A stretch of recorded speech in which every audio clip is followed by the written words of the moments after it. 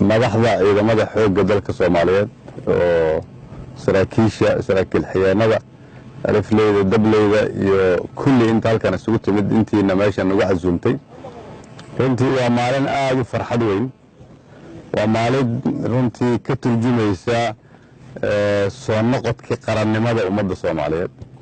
inaan halkan isugu nimid oo horteena ay taagan yihiin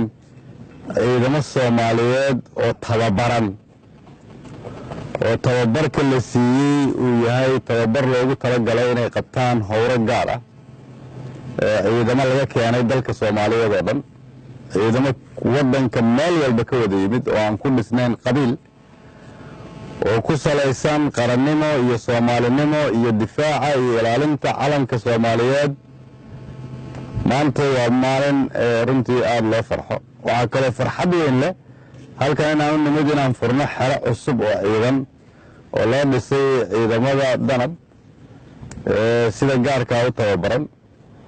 dhismaha xerada lafteeda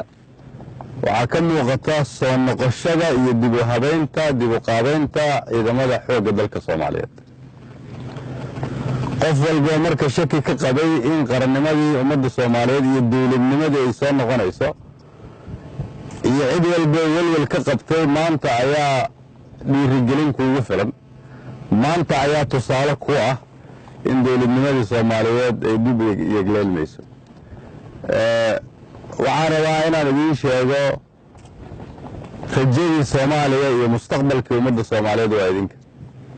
rajada hooyooyinkiin iyo walaalihiin iyo carruurteenna waa idinka si dawladnimo loo helo waa in la helaa dhallinyaro Soomaaliyeed oo ogolaatay inay naftooda iyo dhiiggooda bixiyaan inaad ballidoogla dhex joogtaan reerihiinni ka soo tagteen oo halkan laydinku tababaray waad u labisantihiin in habeenkii saqda dhexe intaad kacdaan aad beegsataan cadow aad ka ilaalinaysaan hooyooyinkiin aabbayaashiin walaalihiin iyo carruurihiinna waxay la mid tahay inaad ogolaateen inaad bixisaan dhiiggiinna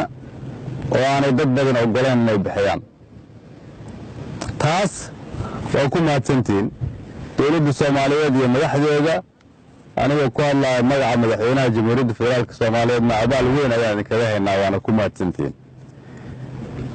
intaas ka sokow waxaan u mahad celinayaa dhammaan dadka arrimahan nagala soo shaqeeyay gaar ahaan dawladda Maraykanka oo runtii na garab istaagtay maantana aan u nimid inaan xero cusub oo malaayiin doolar lagu bixiyay aan furno xeradii koowaad oo si dhab ah loo dhiso oo kumanaan ciidama ay ku noolan karaan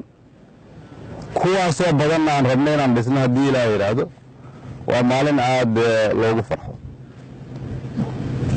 sanadkii xoogaagii aniga madaxweynuhu aan waddanka mas-uul ka ahayn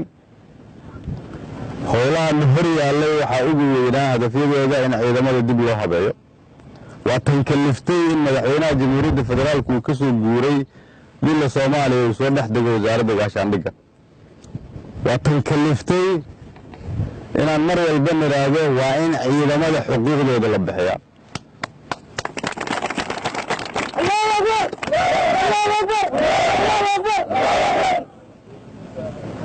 waxaan rabaa inaan idiin sheego sida aad rabtaan naftiinna inaad u bixisaan ayaan aniga iyo madaxweynuhuna diyaar u nahay nafteenna inaan u bixinno waxaan rabnaa inaan idin garab taagnaano idin siino xuquuqdiinna waxaan rabaa inaan idiin sheego idinku haddii aad soo celin weysaan qarannimada Soomaaliyeed cid soo celinaysa ma lahan idinku ma qabiil baad tihiin ma qabiil baad tihiin ma qabiil baad tihiin idinku soo ma eegina qarannimadii Soomaaliyeed iftiinkeedii idinka ayaa laydinka rabaa inaad cadowga dalka ka xoreysaan waxaan idinka rabaa inaad ogaataan dawladdiinna oo idin garab taagan tahay qarannimada qof iyo laba iyo saddex isu tagtaa soo celiya wiil iyo gabar istaagay oo yidhaahda ma aqbalayna sidii horaa soo celiya kuwa yidhaahda qabyaaladda ma aqbalaynaa soo celiya kuwa yidhaahda hooyooyinkeen ma aqbalayna inay cadowgu beegsadaan ayaa soo celiya ha aqbalina musuqmaasuq ha aqbalina in xoolaha dalka lagu tagrifalo ha aqbalina qabyaalad mustaqbalka ummadda Soomaaliyeed iftiin ayaa ka muuqda iftiinkina maanta aan u jeedaa waa idinka horteeda taagan waxaan ka codsanayaa inaad ku fikirtaan dhallinyaradii da'diinna ahayd oo waddanka cadow iyo gudaysi ka soo xoraysay inaanay lahayn tababarka idinku aad leedihiin inaanay haysan dhaqaalaha aad haysataan inaanay haysan isgaarsiinta iyo qalabka iyo agabka aad haysataan laakiin waxay haysteen qalbi bir ah ay ku dheehan tahay wadaninimo iyo soomaalinimo intaasaa laydinka rabaa idinka ayaa laydinku jiifaa